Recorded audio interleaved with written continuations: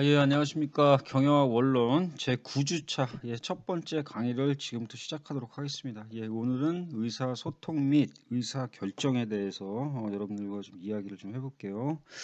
자, 또 오늘도 수업에 앞서서 우리 6회차 과제죠. 6회차 과제에 대해서 조금 뭐 중요한 내용, 뭐 그리고 뭐 흥미로웠던 내용들 좀 한번 좀 제가 좀 이야기를 좀 할까 합니다. 자, 지금 현재 제가 이 과제를 제출한 이유는요.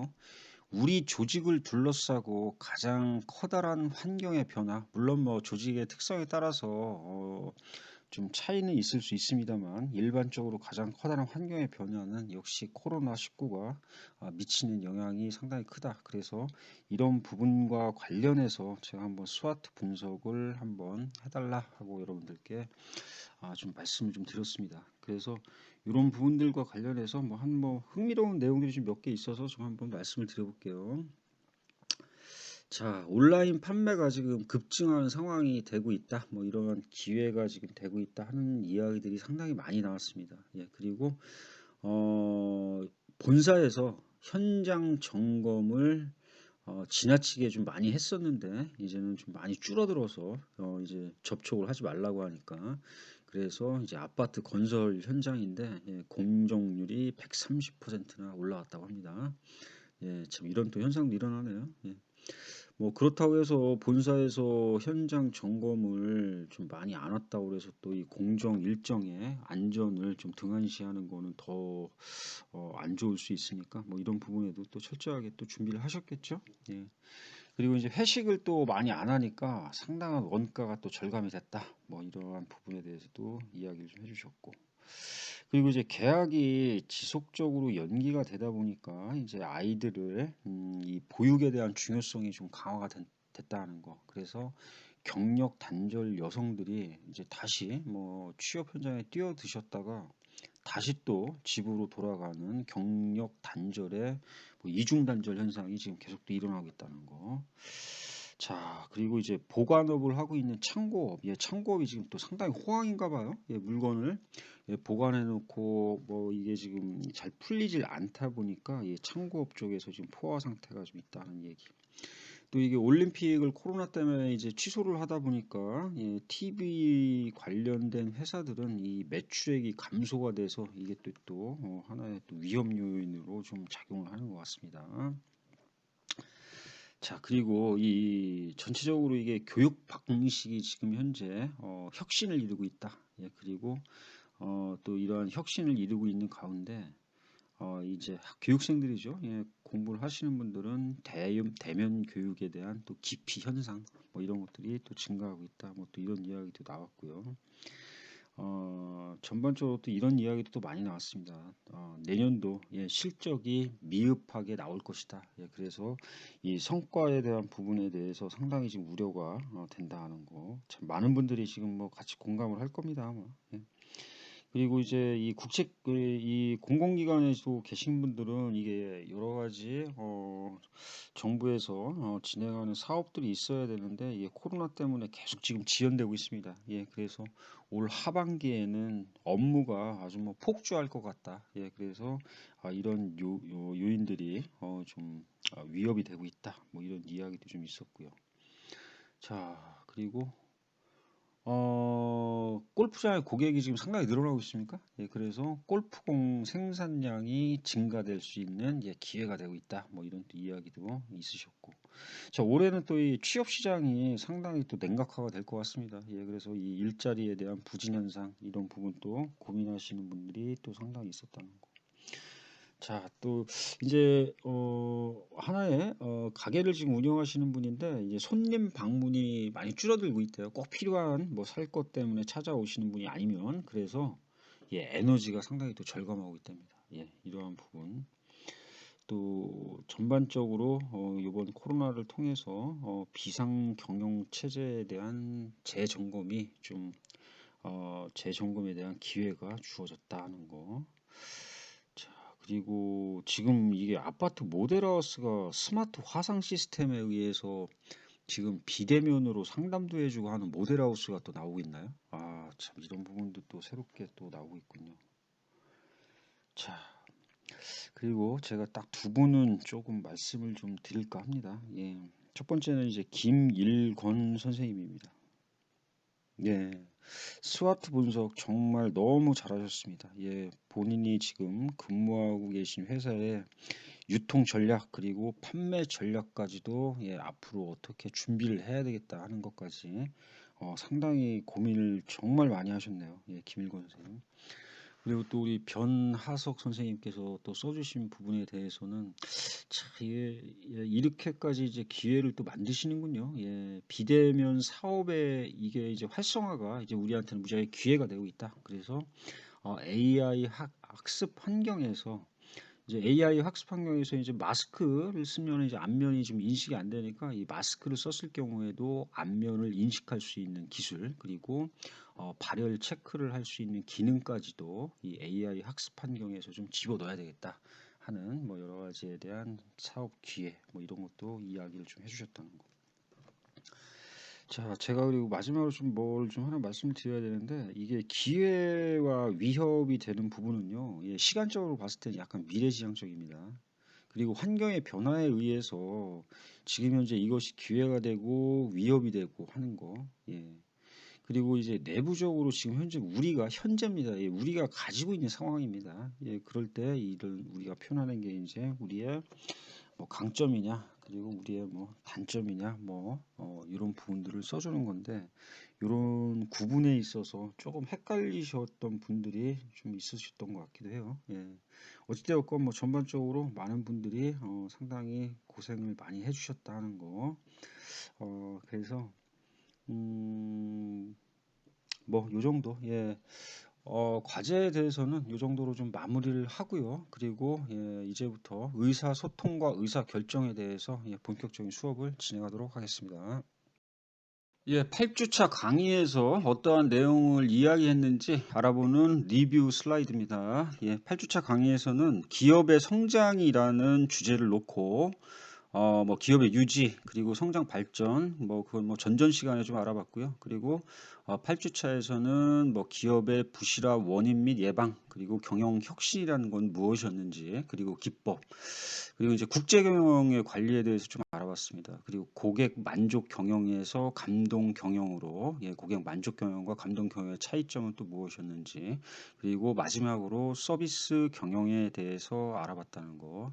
자, 그래서 8주차 강의는 뭐 이렇게 여러분들이 요약을 하실 수가 있어요. 예, 기업의 성장이라는 것은 딱 두 가지가 중요하다. 예, 첫 번째는 부실화를 어떻게 예방할 수 있는지, 부실화의 원인을 찾아서 그것을 예방할 수 있는 방법을 뭐 한번 나름대로 준비를 한다는 거 하나. 그리고 두 번째는 혁신 기법을 위해서 지속적인 예, 아이디어를 개발하는 노력이 필요하다. 뭐 이 정도가 필요하고요. 그리고 나머지 부분에 대해서는 이게 경영학의 8주차까지는 기초적인 이론들을 정립하는 단계였기 때문에 뭐 국제 경영 분야라든지 요즘에 감동 경영, 뭐 서비스 경영 이런 부분들이 이슈가 되고 있기 때문에 이 이슈가 되고 있는 부분에 대해서 여러분들께 좀 소개를 시키는 차원에서 8주차 강의를 구성했다는 거. 뭐 요 정도로 저번 시간에 공부한 것에 대해서는 좀 알아보시면 될 것 같습니다. 예, 이번 슬라이드는요, 강의 개관입니다. 예, 이제까지는 여러분들이 경영학이라고 하는 여러 가지 학문 분야를 들어가기 위한 기초 지식을 쌓는 뭐 단계라고 생각을 하셨다고 한다면, 예, 이제 지금부터는 우리가 어떠한 그런 세부적인 강론, 그리고 어떠한 분야에 대해서 나름 전공을 가지고 공부를 해야 될지 이런 부분들의 출발점입니다. 그렇기 때문에 여러분들이 이렇게 이런 분야에 대해서 이렇게 나가는구나에 대해서 많은 부분을 뭐 구체화시키고 좀 더 깊이 있게 설명을 드릴 수는 없어요. 본 과목인 뭐 원론 과목이기 때문에 그래서 여러분들에게 하지만 어떤 분야로 갈 수 있는지에 대한 여러 가지에 대해서 안내 정도라고 생각을 하시고요. 앞으로는 이런 강의들을 위주로 해서 경영학 원론 강의가 진행되겠구나 정도로 아시면 될 것 같습니다. 자, 맨 위에 있는 박싱된 처리된 부분을 좀 한번 보겠습니다. 예, 생산, 인사, 판매, 재무, 회계. 자, 여러분들은 2년 6개월 동안 이 분야에 대해서 그리고 그중에서도 하나의 분야를 좀 집중적으로 배우시게 된다고 제가 말씀을 드렸습니다. 예. 뭐 개인적으로 지금 근무하고 계신 부서에 대한 연관성 또는 뭐 개인적인 선호도 등등에 의해서 여러분들이 하나의 분야를 좀 선택을 하시게 되는데 뭐 그리고 전공 단위로 따진다고 한다면 여기에 MIS 그리고 국제 경영 뭐 이런 부분들에 대해서는 제가 요거는 이제 경영학 원론에 나오는 교과서 기준으로 그린 거기 때문에 그런 부분은 좀 포함이 안 돼 있지만 여러분들이 나름 지금 전공 단위로 따지면 그런 부분이 또 되어 있다는 것도 좀 추가적으로 생각을 하시면서 들으시면 될 것 같습니다. 자, 이것을 이제 우리는 경영학의 영역 또는 뭐 어떤 책에서는 뭐 대상이라는 표현도 쓰고 있습니다. 그래서 경영학은 영역이 이렇게 되는구나 다시 한번 상기하시기 부탁드리고요. 그리고 두 번째, 계획, 조직, 지휘, 통제라는 것이 나옵니다. 자, 계획, 조직, 지휘, 통제 이것을 바로 경영학의 기능이라고 표현을 합니다. 그래서 어떤 교과서에서는요 관리 대상이라는 표현을 쓰기도 합니다. 뭐 다 뭐 대동한 이야기인데 이제 우리는 그래도 경영학의 기능 뭐 이렇게 표현을 좀 하도록 할게요. 생산 관리를 나는 전공하고 싶다. 뭐 그럼 생산 관리에 대한 계획은 어떻게 돼야 되고 생산 관리에 대한 조직화는 어떻게 돼야 되고 생산 관리에 대한 지휘는 또 어떻게 되고 생산 관리에 대한 통제는 어떻게 이루어져야 된다. 뭐 이렇게 묶어서 여러분들이 고민을 한번 해보셔라 하는 것도 제가 첫 번째 시간인가요? 좀 두 번째 시간인가 말씀을 좀 드렸던 것 같고요. 자, 이제 세 번째입니다. 오늘 강의할 부분이죠. 의사소통 그리고 의사결정. 자, 의사소통과 의사결정은요. 전공 단위를 막론하고요. 그리고 기능의 단계를 막론하고 모든 경영학의 기저에 깔려 있는 가장 기본적인 이론입니다. 의사소통과 의사결정. 경영학이라고 하는 거는요. 의사소통에서 시작해서 의사결정에서 끝이 난다라고 표현을 써도 과언이 아니라고 저는 표현을 하고 싶습니다. 그래서 오늘은 의사소통과 의사결정 부분에 대해서 좀 간단하게 설명을 드리고요. 그리고 그 다음 시간에는요. 이 경영 관리, 경영 전략 부분이 있는데 이 부분들을 계획 조직과 묶어서 제가 좀 설명을 드리도록 하겠습니다. 사실 경영 관리라고 하는 거는 계획, 조직, 지휘, 통제 이 네 가지 기능적 영역을 다 포함을 하고 있습니다. 하지만 그래도 가장 더 친밀하고 더 영향력을 미칠 수 있는 게 계획 단계라는 거. 그래서 경영 관리와 계획을 좀 묶을 계획을 가지고 있고요. 그리고 조직화, 지휘, 통제 이런 부분들에 대해서는 다 전략이 필요합니다. 나름. 뭐 조직도 어떠한 조직 형태를 취하느냐에 대한 전략, 그리고 리더십을 발휘하기 위한 전략, 그리고 통제를 활용하기 위한 뭐 시스템을 어떻게 만들 것인지에 대한 전략. 그래서 이런 부분들을 같이 묶어서 그 다음 시간에 좀 설명을 할 계획이고요. 그리고 그 다음번, 지금부터 앞으로 뭐 3주차 인가요? 그때부터는 뭐 생산 그리고 인사, 판매, 재무, 회계 이런 우리의 영역 분야에 대해서 제가 하나씩 여러분들께 좀 설명을 드릴 계획입니다. 앞으로 남아 있는 강의에 대한 스케줄링 그리고 전체적인 개관이 크게 봤을 때는 이 슬라이드 하나로 설명이 될 수 있다는 거. 그래서 여러분들께 이 슬라이드를 통해서 앞으로의 방향성을 좀 설명을 드리고 이 슬라이드는 이것으로 설명을 마치도록 하겠습니다. 제 9주차 강의 개요입니다. 자, 이번 시간부터는요, 저희가 정해진 단원별로 수업을 주차별로 진행을 할 계획이기 때문에 강의 개요에 대해서는 이렇게 주차별로 통합해서 한 번만 제가 설명을 드리고 넘어가도록 하겠습니다. 그리고 지금 시간적인 제약이 좀 많이 되어 있기 때문에 이런 부분에서 좀 시간을 좀 세이브를 좀 시키고 갈게요. 자, 오늘 배울 내용입니다. 의사소통이란 무엇인가? 의사소통 네트워크의 유형, 그리고 의사소통 장애 요인, 그리고 의사결정이란 무엇인가, 의사결정 과정, 그리고 의사결정에 대한 문제점, 뭐 이런 부분들에 대해서 제가 지금 설명을 드릴 건데 이 의사소통과 의사결정이라는 부분은요 상당히 중요합니다. 그래서 우리 교과서에서도 많은 부분을 지금 할애를 하고 있는데 여러분들은 저의 강의는 이제 핵심적인 부분만 제가 설명을 드리기 때문에 그런 부분과 교과서와 관련된 부분들을 좀 많이 읽어 주실 것을 좀 부탁을 드린다 하는 거. 그렇다고 해서 뭐 또 제가 어떤 부분에 대해서는 중요성이 좀 많은 부분에 대해서는 좀 슬라이드에서 시간을 많이 할애한 부분도 있습니다. 좀 지루하실 수 있지만 그런 부분에 대해서도 이 부분은 상당히 중요하니까 여러분들이 조금 참으시고 끝까지 잘 들어주시길 부탁을 드릴게요. 자, 첫 번째 슬라이드부터 참고입니다. 지금은 저희가 의사소통이라는 부분을 배우기 위해서 도입 단계로 참고 슬라이드를 좀 하나 가져왔다는 거. 자, 제목은 직장에서 의사소통이 가장 어려웠던 순간은 과연 어느 순간일까? 자, 의사소통을 배우기에 앞서서 의사소통이 얼마나 중요하고 의사소통이 가장 어려웠던 순간, 어떤 순간이 가장 어려웠는지를 여러분들께 좀 설명을 드리고 본격적으로 강의를 진행할까 합니다. 자, 여러분들 이 직장 생활을 하시면서 의사소통이 가장 어려웠던 부분이 어떤 순간이었는지 우리 송건화 선생님께 좀 한번 여쭙고 싶네요. 예. 송건화 선생님은 직장에 대해서 여러 가지 활력적인 부분 그리고 아주 재미난 부분 뭔가 직장에 대해서 무엇인가 좀 바뀌어야 된다 하는 부분에 많은 생각을 하고 계신 분인데 자, 우리 직장에서 이 의사소통이 가장 중요한데 이 어떤 부분이 또 가장 어려웠는지 자, 이 부분 한번 여러분들과 한번 진행을 한번 해보도록 할게요. 자, 귀하의 회사는 의사소통이 원활하십니까? 라는 질문입니다. 예, 설문조사를 했습니다. 이 750명을 대상으로 설문조사를 했는데 2016년입니다. 예, 어떤 대답이 나왔을까요? 이제 59.3%는 원활하지 않다. 자, 그러면 이 원활하지 또 않은 이유가 있을 거 아닙니까? 왜 원활하지 않은지 그 부분에 대해서 또 한번 알아봤더니 개인 업무가 너무 많아서가 25.3%. 내 일을 하기가 바쁘니까 누구와 얘기하는 거, 뭐 이런 거 뭐 싫다. 예, 그리고 그렇게 됐기 때문에 또 의사소통이 단절되기도 했다. 그리고 두 번째가 이제 수직적인 조직 문화 때문이라고 대답한 사람이 24%가 나왔다는 거. 자, 이 수직적인 조직 문화 때문이다. 예, 이거는 뭐 상사가 어렵기 때문에, 예, 그리고 상사가 너무 권위적이기 때문에 상사에게 다가가기가 어려워서 자, 이런 부분들 때문에 의사소통이 원활하지 않게 나왔다는 거.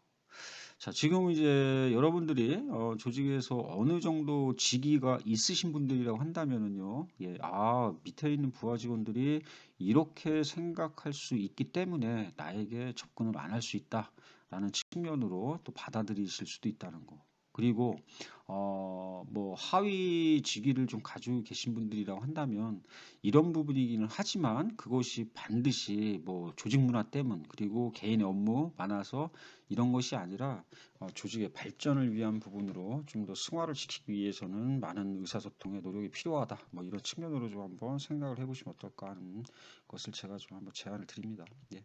자, 이번에는 이제 두 번째 질문입니다. 자, 기아의 회사에서 업무와 관련해 가장 어려웠던 의사소통 순간은 언제인가? 이 질문을 했습니다. 750명한테 자, 어떤 순간이 나오는지 한번 보겠습니다. 자, 1위는 답은 정해져 있는데 계속 의견을 내라고 강요할 때 41.3%입니다. 예, 답정 너라고 이제 간단하게 또 표현을 하더라고요. 답은 정해져 있는데 너 의견 계속 내 이런 의미라고 합니다.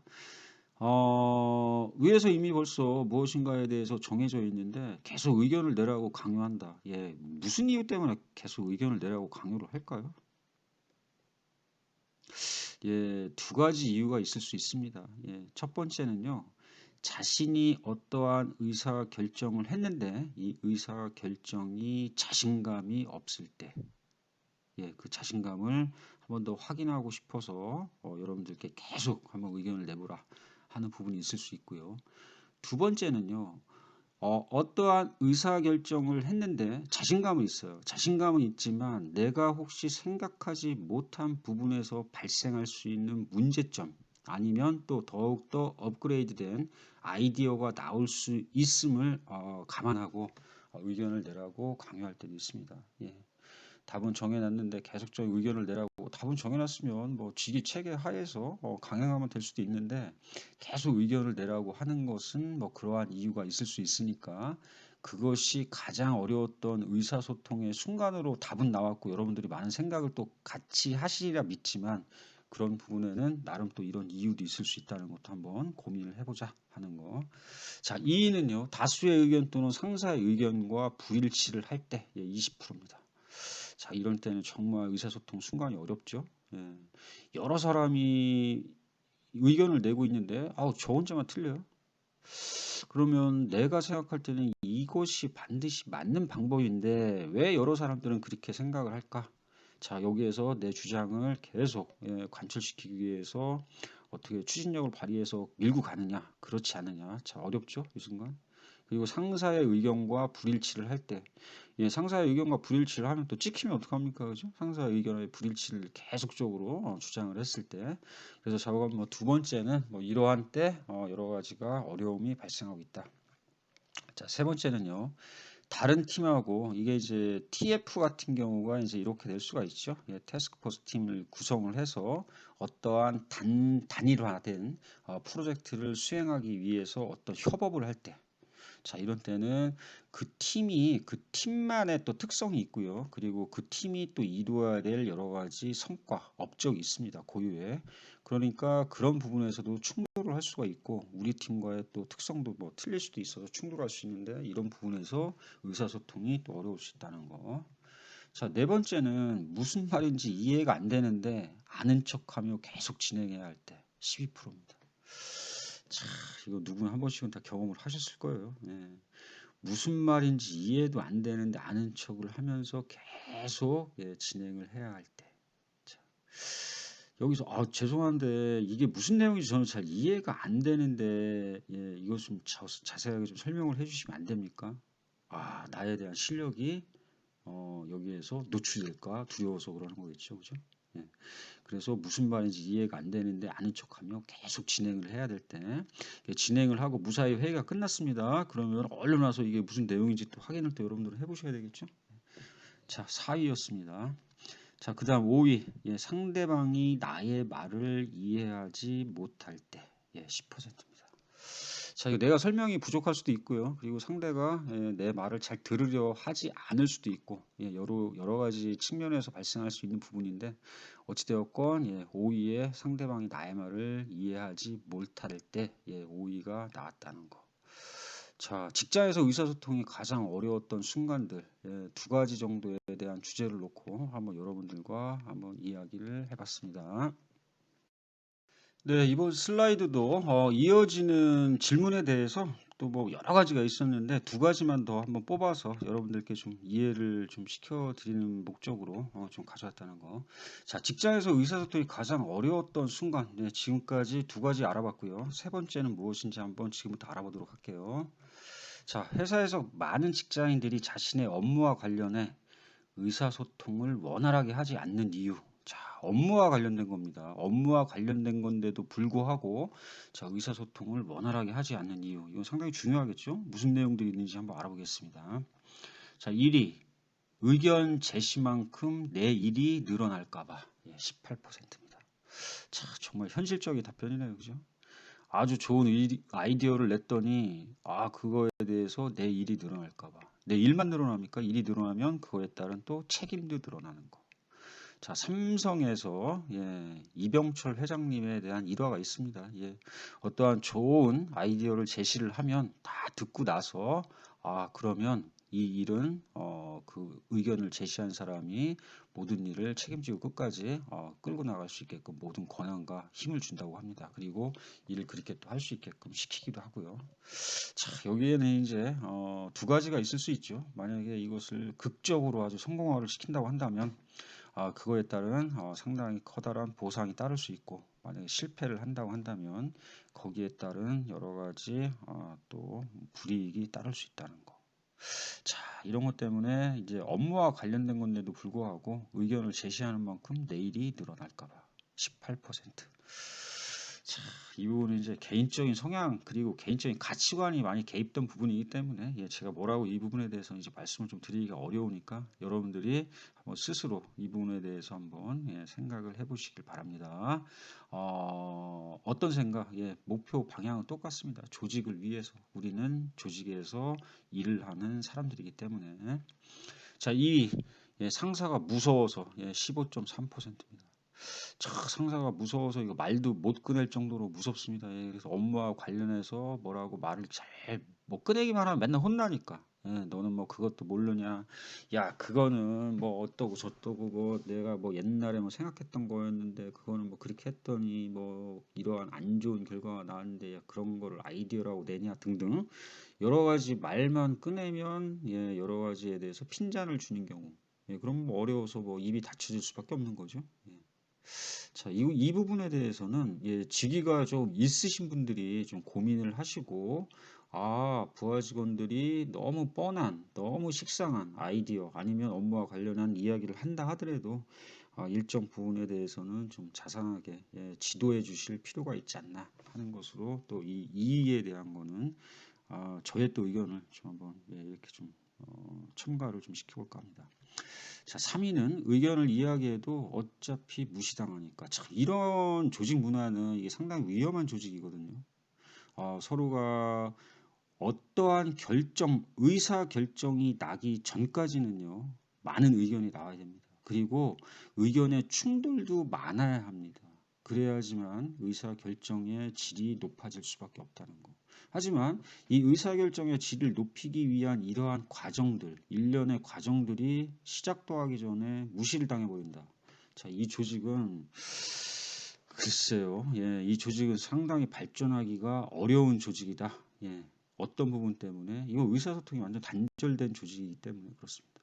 의견을 이야기해도 어차피 무시당하는 조직. 그래도 또 이게 또 설문조사에 의하면 12%나 나왔다는 거. 자, 4위입니다. 딱히 제시할 의견이 없어서가 6%. 야, 이 부분은요. 아까 3위가 조직적인 부분에 대한 문제점을 제가 이야기를 드렸다고 한다면 4위는 개인적인 부분으로 말씀을 좀 드리고 싶습니다. 딱히 제시할 의견이 없어서. 루틴한 업무에 의해서만 시키는 대로 따라갈 수 있는 개인적인 자세, 태도. 자, 이거 발전할 수 없어요. 조직에서 조금 더 뭔가 진급을 하고 아니면 자신에 대한 그 위상 이런 부분에 대해서 좀 발전적인 목표를 가지고 계신 분이라고 한다면 글쎄 딱히 제시할 의견이 없어서 의사소통을 원활하게 하지 않는다. 자, 이런 분들은 조금 더 발전적인 모습으로 좀 변화를 이루어야 되지 않나 하는 또 제 의견을 조금 붙입니다. 자, 다른 질문입니다. 이제 업무와 관련해서 회사에서 많은 직장인들이 선호하는 의사소통 방법은 이거는 뭐 이제 방법론이니까 한번 알아보도록 할게요. 1위는 직접 대면 대화, 이게 34%. 두 번째는 이제 PC 메신저 28%. 뭐 회사마다 여러 가지 그룹웨어 아니면은 뭐 여러 가지 인트라넷을 깔아놓고 통신을 다 지금 쓰고 있는 것으로 알고 있는데 웬만한 조직에서는 그래서 이런 PC 메신저 그리고 3위는 뭐 스마트폰 메신저 그리고 4위는 전화 그리고 5위는 뭐 이메일 뭐 이 정도의 순서가 지금 나와 있다는 거. 업무하고 관련해서 그래도 가장 효과적인 방법은 만나서 얼굴을 보고 좀 이야기를 하는 게 좀 가장 효과적인 방법이다 하는 거. 뭐 이 정도까지만 한번 알아볼게요.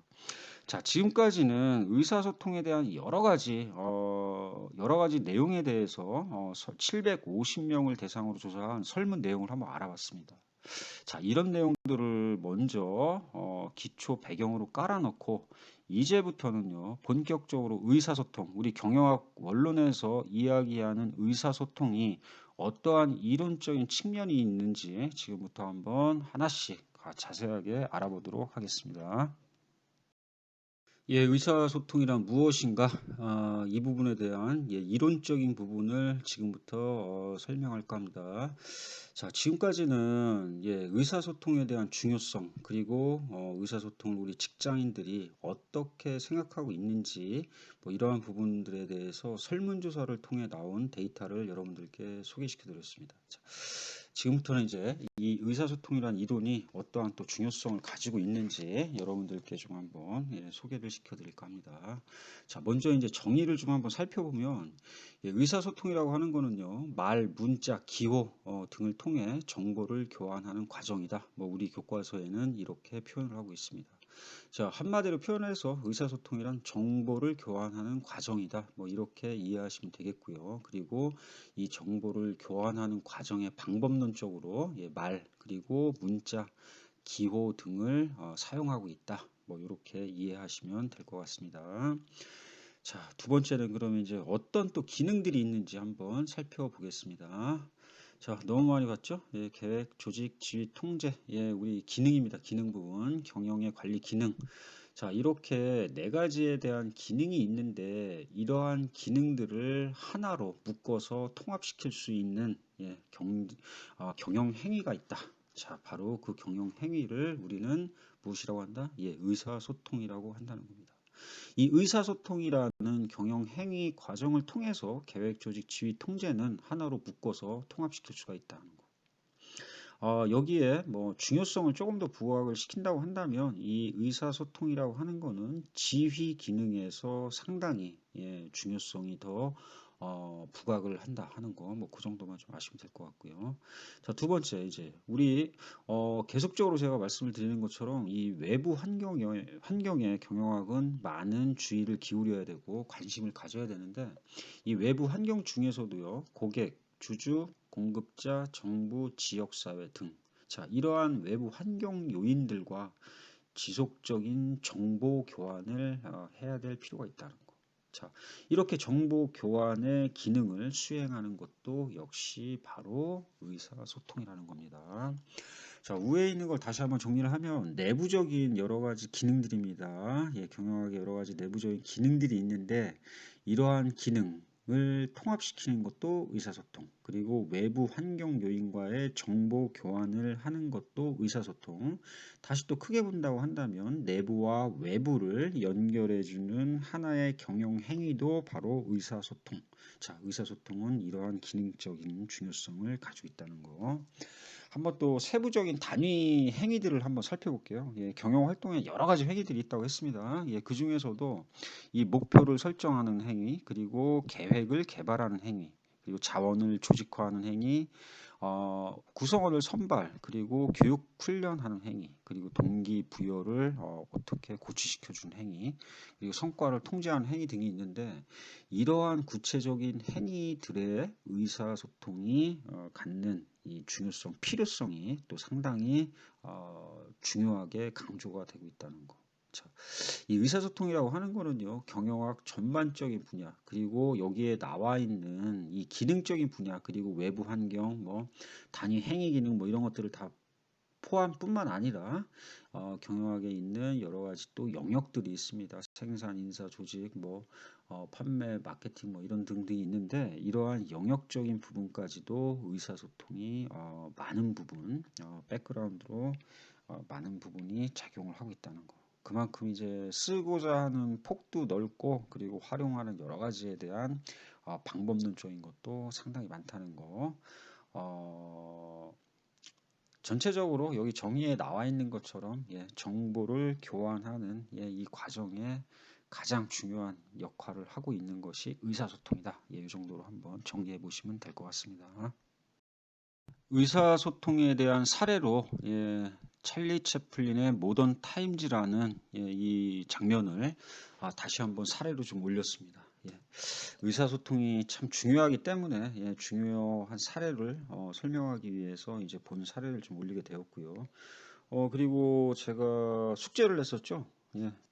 이 찰리 채플린의 이 동영상을 보고 좀 해석을 해달라. 우리 유정화 그리고 유선영 선생님 두 분께 제가 숙제를 냈는데 어떻게 그래 해석을 잘 해 보셨나요? 어떤 내용입니까 이게? 해석이 안 되죠. 아무 내용이 없습니다. 이 의성어라고 하나요? 음가만을 따가지고 그냥 자기가 흥얼흥얼 거리는 그 음가에 맞춰서 율동을 한 장면. 그것을 노래화시킨 거. 자, 여기에서는요. 아무런 내용은 없지만 찰리 채플린이 우리에게 주려는 메시지가 두 가지가 있습니다. 자, 의사소통의 방법적인 측면, 뭐 이러한 방법도 있다는 거, 그리고 의사소통의 중요성, 그것을 재해석하기 위한 사례로 이 모던 타임즈, 참 이 부분이 주는 의미가 그래도 남다르기 때문에 여러분들께 이런 부분을 소개시켜 드리기 위해서 본 영상을 올려놨다는 거. 찰리 채플린이 우리에게 주려고 하는 메시지 두 가지는요. 그중에 첫 번째가 이 유성 영화 대비 무성 영화의 우수성을 피력하고 싶었다 하는 부분이 있습니다. 찰리 채플린은 뭐 저번에도 말씀드린 것처럼 무성 영화의 슈퍼스타. 예. 이 유성 영화가 상당히 이 부각이 되고 인기를 끄는 이 상황에서 이제 무성 영화가 많이 쇠퇴해져가는 상황. 하지만 내가 이렇게 무성 영화를 만들어서 여러분들에게 더욱더 진한 감동을 줄 수 있다는 거. 그래서 유성 영화 대비해서 무성 영화 상당히 우수하다. 이런 것을 피력하고 있다는 첫 번째 메시지가 있고요. 그리고 두 번째는 테일러가 과학적 관리법이라는 경영 관리 기법을 만들었습니다. 예, 그리고 당시에 여러 가지 산업 혁명이 이루어지면서 인간들은 상당히 소외를 받고 그리고 기계화시되고 형식에 얽매인 틀에 박힌 생활들을 했다는 거. 자, 찰리 채플린은요, 이렇게 인간들이 틀에 얽매인 생활 그리고 형식에 얽매인 생활. 자, 이런 속에서 모든 것이 통제를 받고 여러 가지에 대해서 억압받는 세상, 이것을 비판하고 싶었습니다. 그래서 파라다 언어에 대한 거 아무런 제약도 없이 어떠한 행위에 어떠한 틀에 형식적인 부분에 제약 없이 내가 그냥 떠들고 싶은 음가대로 떠들어도 나는 모든 의사소통, 내가 표현하고자 하는 것들은 모두 전달할 수 있다. 자, 이런 부분을 해학적으로 이 사회를 비판하는 장면. 자, 이런 내용들을 지금 우리 찰리 채플린은 우리에게 주는 메시지로 지금 여기 함축되어 있다는 거. 자, 의사소통이라는 부분에서 이러한 사례를 통해서 제가 여러분들에게 말씀드리고 싶은 거는요. 이 의사소통 방법에 있어서는 이러한 방법도 있을 수 있다는 거 한 가지 하고, 두 번째는 의사소통이라고 하는 것이 그 전달 그리고 그 해석 이러한 부분에 있어서 상당히 중요하다 하는 부분을 알려드리기 위해서 본 사례를 이렇게 선정했다는 거. 자, 한번 여러분들이 다시 한번 이런 설명을 좀 배경으로 이 노래를 한번 들어보시기를 부탁을 드리겠습니다. 또 슬라이드는요, 예, 사례죠. 예, 의사소통의 또 사례인데 이 사례는 롯데 홈쇼핑입니다. 롯데 홈쇼핑이 신입사원을 교육하는 프로그램입니다. 예, 이 어떠한 프로그램인지 좀 한번 설명을 드려보면, 자, 인간에게는 심리적인 기본 요인이 있습니다. 한 세 가지 정도가 있다고 하는데 그 세 가지가 하나는 정서, 그리고 감정, 기분이라고 합니다. 이 정서, 감정, 기분에 긍정적 그리고 부정적 영향력을 가장 크게 미치는 것이 바로 의사소통이다. 그래서 이 신입사원들에게 부모님의 이름을 부르며 부모님과 통화를 하는 미션을 부여합니다. 자, 이 사람들은 부모님과 이러한 소통을 하면서 가족과 같은 회사의 이미지를 머릿속에 심어주게 되고요. 그리고 의사소통의 대상을 활용해서 부모님이었죠. 예, 이 대상을 활용해서 조직의 일원화 과정을 한번 선보였던 사례. 자, 제가 말씀드리고 싶은 거는요. 이렇게 의사소통이라고 하는 것을 활용해서 여러 가지 아이디어를 만들게 된다고 한다면 정말 그 어떠한 아이디어보다 효과, 효율성이 좋은 상당히 많은 프로그램 그리고 아이디어가 나올 수 있다는 거. 자, 의사소통은 그만큼 중요하다는 것을 여러분들께 보여드리기 위해서 사례를 설명하고 있습니다. 자, 찰리 채플린의 사례와 이번 사례, 의사소통에 딸려있는 사례인데 어찌 보면 상당히 어려울 수 있습니다. 하지만 의사소통이 가지고 있는 여러 가지 잠재적인 아주 무한한 힘이 있기 때문에 그런 부분들을 여러분들께 포괄적으로 설명드리기 위해서 이런 사례를 좀 올리고 있다는 거. 여러분들이 그런 것들을 좀 깊게 이해하셔가지고 본 사례를 한번 꼭 봐주시길 또 부탁을 드릴게요. 네, 이번 슬라이드는요, 의사소통 네트워크 유형입니다. 예, 본격적으로 네트워크 유형에 대한 설명을 하기 이전에 아까 좀 먼저 살펴본 우리 사례에 대한 부분을 좀 간단하게 조금만 보완 설명을 좀 드리고 넘어갈게요. 자, 우리 클래스에 뭐 직위가 그래도 나름대로 팀장급 이상이신 분들에 대해서는 이 찰리 채플린의 영상, 예, 이것을 보고 너무 형식에 얽매이지 않는, 예, 의사소통 채널을 좀 한번 만들어 보는 건 어떤가, 이런 거에 대한 거를 좀 제가 한번 말씀을 좀 드리고요. 또 롯데 홈쇼핑의 사례처럼 가족 같은 분위기에서 의사소통을 좀 전개할 수 있는 직장 상사로서의 모습, 뭐 이런 것도 좀 한번 만들어 보시는 건 어떤가 하는 생각이 듭니다. 자, 그리고 이 조직이라는 것은 항상 여러 가지 정말 정말 많은 요인들이 복합적으로 작용을 하고 있다는 거. 그래서 상사분들이 어떠한 형태를 취하는지를 또 우리 직위가 조금 낮으신 분들은, 예, 상사분들을 이해하고 바라볼 수 있는 안목을 좀 키우시길 부탁을 드린다는 거. 사례를 통해서 그 두 가지 부분을 좀 더 제가 보완을 해서 좀 말씀을 드리고, 자, 지금부터는요, 의사소통 네트워크 유형에 대해서 좀 설명을 드리겠습니다. 자, 그림이 먼저 나와 있네요. 예, 의사소통은 뭐 일반적으로 그리고 가장 많이 쓰이는 유형이 이렇습니다. 첫 번째가 바퀴형, 예, 그리고 Y자형, 원형, 연쇄형, 완전 연결형. 자, 여기에서 이 빨간색으로 표시되어 있는 부분은 이 의사소통의 채널의 가장 핵심적인 인물들의 위치입니다. 자, 이런 상태를 놓고 지금부터 하나씩 좀 설명을 드려볼게요. 자, 의사소통 네트워크를 어떻게, 어떤 모습으로 만드느냐에 따라서 이 의사소통이 이 효과가 상당히 차이가 있을 수 있다. 예, 구체적으로는요, 이 효과가 틀릴 수 있는 거는 크게 이제 두 가지 정도로 나눌 수가 있는데, 하나는 정보 교환의 특성이 있습니다. 정보 교환의 특성으로 속도는 빠르냐, 느리냐, 그리고 정확도가 정확하냐, 그렇지 않느냐, 이 두 가지를 좀 나눌 수가 있고, 그 다음에 이제 구성원의 특성이 있습니다. 예, 구성원의 특성을 가지고 구성원들이 만족을 할 수 있느냐 없느냐, 그리고 두 번째는 새로운 리더를 만들 수 있는 가능성이 좀 있느냐, 그리고 세 번째가 이제 집권화에 대한 정도, 예, 집권화 또는 뭐 집중화라는 표현을 쓰기도 하는데요. 어떤 책에서는. 그래서 이러한 부분들에 대한 것을 한 다섯 가지 기준으로, 예, 유효성을 평가하기도 한다는 거.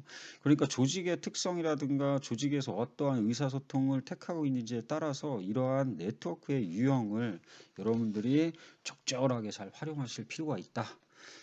그리고 의사소통이라고 하는 거는요, 핵심적인 키는 딱 한 가지입니다. 이 의사소통이 원활하게 잘 되어야 한다. 예, 조직의 목표를 잘 달성할 수 있도록 거기에 한번 집중을 해놓고 여러분들이 한번 들어보시기 바랍니다. 자, 먼저 박기형입니다. 강력한 리더가 있을 경우에, 예, 이러한 박기형이 어떠한 효과가 있는지 지금부터 한번 알아보도록 하겠습니다. 속도는 빠르고요. 그리고 정확성도 상당히 높고, 하지만 이제 구성원의 만족도는 좀 떨어진다는 거, 그리고 새로운 리더가 또 생겨날 가능성도 높다는 거, 그리고 집권화, 집중화의 정도가 상당히 높다는 거. 예, 박기영의 스타일이었고요. 그리고 이제 두 번째는 Y자형입니다. 예, 라인과 스텝. 예, 라인이라고 하는 건 직계 조직이죠. 그리고 스텝이라고 하는 건 지원 조직인데, 이렇게 라인과 스텝이 혼재된 경우의 조직 형태.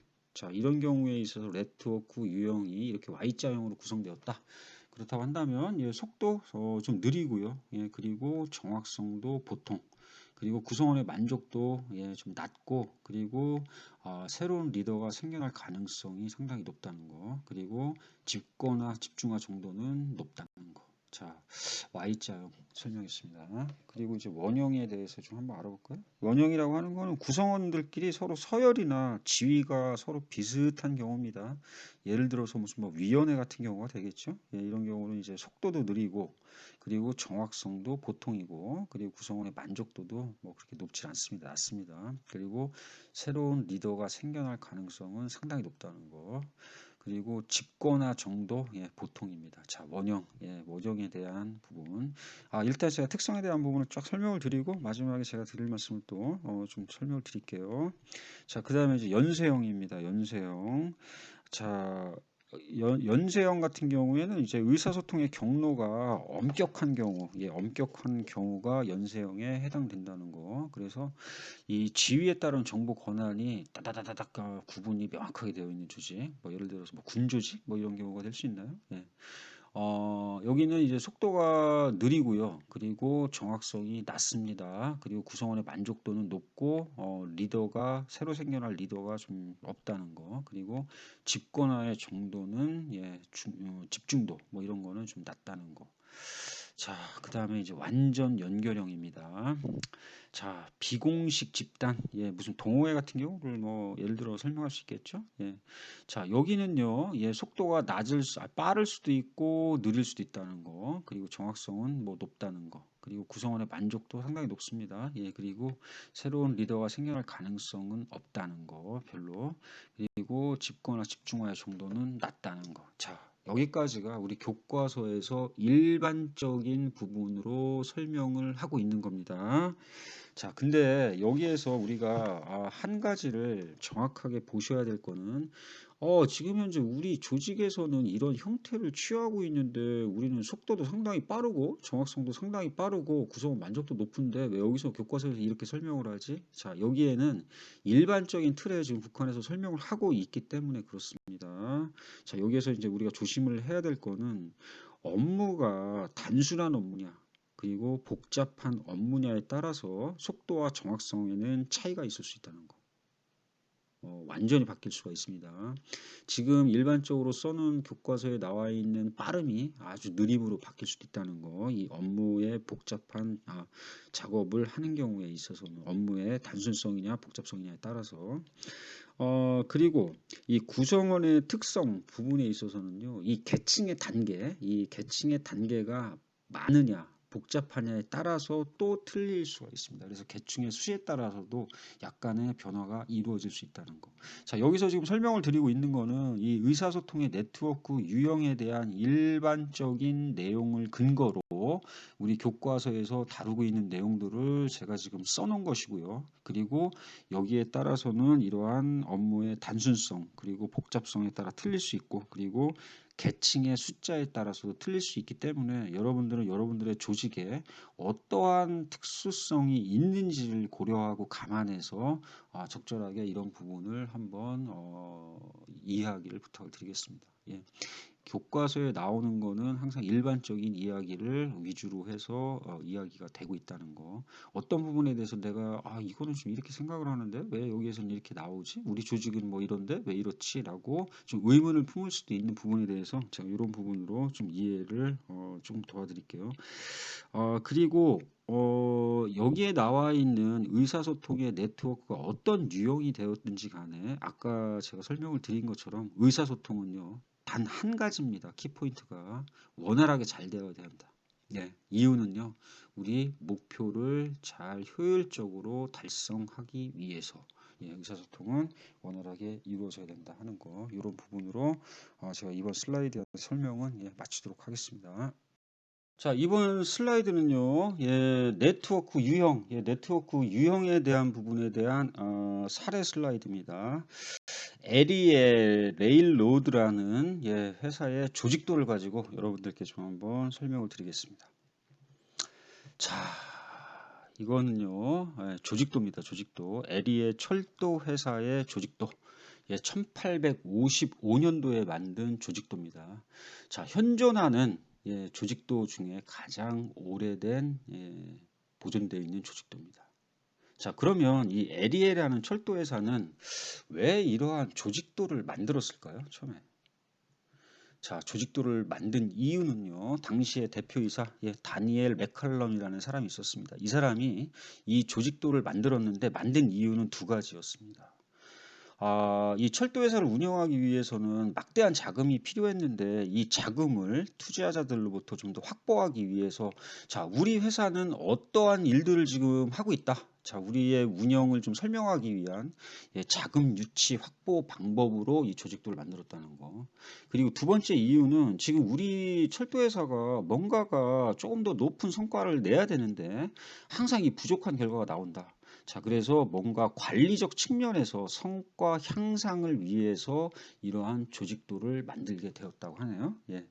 자, 구체적으로 좀 더 알아보면 투자자에게 철도 운영, 예, 철도 회사가 지금 현재 이 에리의 철도 회사가 어떻게 운영되고 있으며 우리는 앞으로 또 어떻게 운영을 할 거고, 그래서 이러한 기대 효과가 있기 때문에 우리에게 투자를 해주시면 우리도 열심히 일을 해서 그 투자에 대한 이익을 투자자들에게 돌려주겠습니다 하는 것을 설명하기 위해서 이 조직도를 만들었다는 거고요. 그리고 감독자들이 지금 현재 하고 있는 부분에 대해서 내가 지금 어디까지 관리를 해야 되는지 영역에 대한 것도 불명확하고, 그러다 보니까 자신들이 가지고 있는 책임 그리고 권한 이런 부분들에 대한 것들을 명쾌하게 만들어서 지금보다는 높은 성과 향상을 만들겠다. 자, 이러한 이유로 이런 조직도를 만들었다고 합니다. 자, 여기에 보면은 조직도를 한번 좀 살펴볼까요? 예, 여기 뭐 동그란 게 쭈루룩 원으로 다 이렇게 돌려가 있죠? 이게 무슨 플랫폼인 것 같아요, 보니까. 그리고, 부채살처럼 이렇게 선으로 쭉 이어져 있으면서 점점점점이 찍혀 있습니다.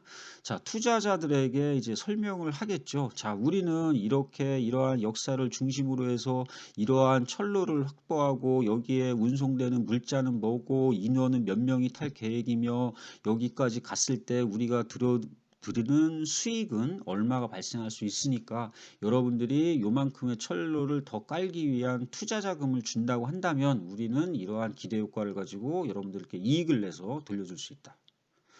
자, 이러한 설명을 하기 위해서 이런 조직도를 만들었다는 거 하나고요. 두 번째는요. 관리자, 감독자들에게 지금 당신은 여기 지금 첫 번째 라인에, 예, 첫 번째 역부터 세 번째 역까지 당신은 관리를 하는 겁니다. 이 안에서 당신이 가지고 있는 책임 그리고 권한 이런 부분들을 잘 활용해서 당신이 성과를 더 낼 수 있도록 노력을 하셔야 됩니다 하는 것을 설명하기 위해서 또 이 조직도를 활용했다는 거. 자, 오늘날 이것은 바로요, 이런 식의 조직도가 나왔다는 겁니다. 자, 그래서 예를 들어서요, 어느 회사가 됐든 조직도를 보게 되면, 아, 이 회사는 어떠한 지금 운영을 하고 있구나. 그리고 가장 명확하게 알 수 있는 것은요, 아, 이 회사는 지금 업무를 어떠한 영역으로 나누고 있다. 그리고 책임은 어떻게 나누고 있으며 권한은 어떻게 부여를 하고 있구나. 그리고 기능적인 부분이 어떻게 분화되고 있구나. 이 조직도를 보면은 대략적으로 그것을 파악할 수 있다는 거. 자, 그래서 우리는 조직의 형태와 기능에 따라서 의사소통의 유용성. 예. 자, 여기에서 제가 지금 말씀드리려고 하는 게 요게 이제 포인트인데요. 제가 지금까지 말씀드렸던 게 이 조직도를 활용해서 나올 수 있는 일반적인 부분, 그리고 가장 여기에서 중요한 거는요, 조직도를 봤을 때 의사소통에 대한 효과성을 볼 수가 있다는 겁니다. 자, 이거는 그 회사의 여러 가지 특수성이 있습니다. 특수성을 고려해서 가장 최적화된 조직도 라인을 잡아야지만 의사소통이 효과적으로 효력을 발휘할 수 있고요. 그리고 그것에 따라서 궁극적으로 나올 수 있는 최종적인 결과는 우리가 목표를 얼마나 잘 달성할 수 있는 의사소통, 유통 채널 네트워크를 가지고 있느냐, 뭐 이런 부분을 파악할 수 있다는 거.